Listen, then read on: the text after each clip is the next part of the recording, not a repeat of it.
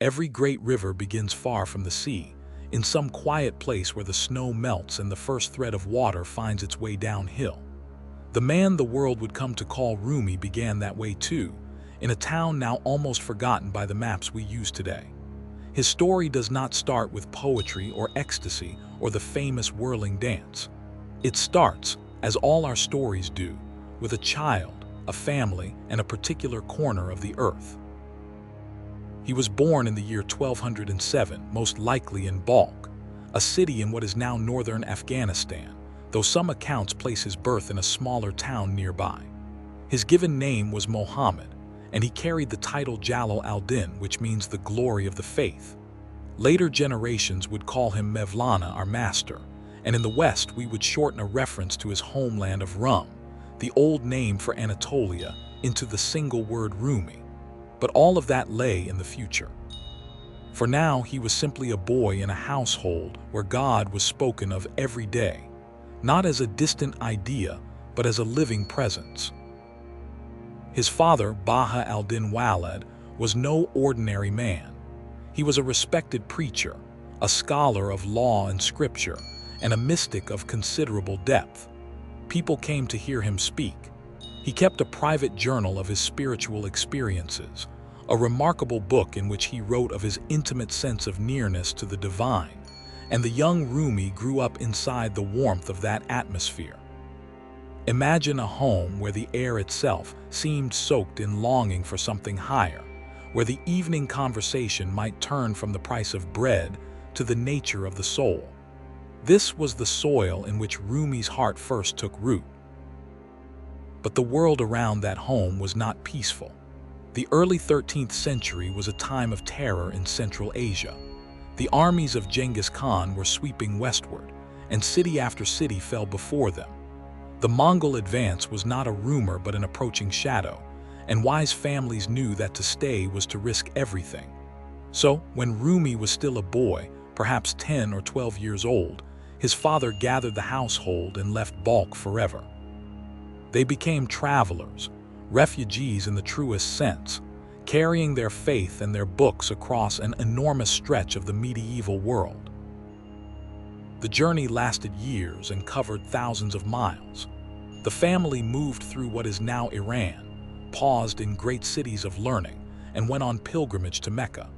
Tradition tells us that in the city of Nishapur they met an old and famous poet, ALIDar, who recognized something extraordinary in the young Rumi and gave him a book of his own mystical verse.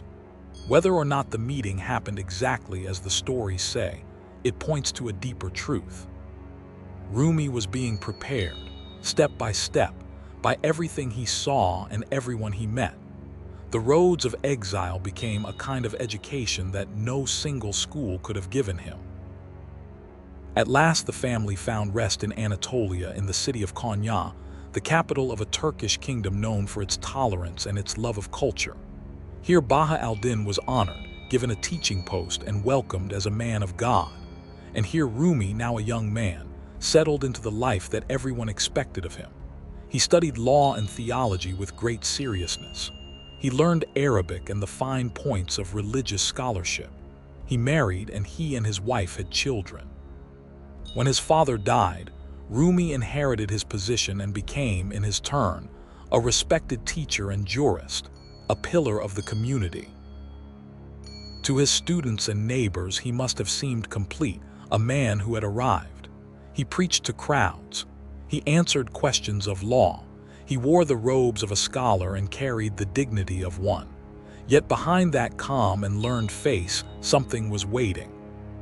A deeper teacher, a man named Burhan al-Din, who had once served Rumi's father, came to Konya and guided the young scholar into the inner disciplines of the Sufi path, the practices of self-examination, fasting, and prayer that go beneath the surface of religion.